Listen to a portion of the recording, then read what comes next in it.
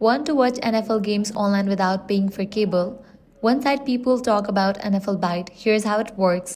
Open your web browser and go to NFLBite.com. You don't need to sign up, just head straight to the homepage.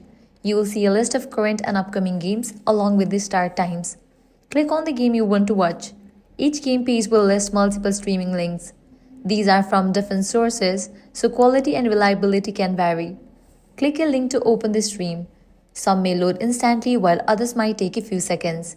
Be aware, NFLBite does not own the rights to the content. It links to the third-party streams. That means quality is not guaranteed and legality depends on where you live. Use caution and consider a VPN and ad blocker to protect your privacy.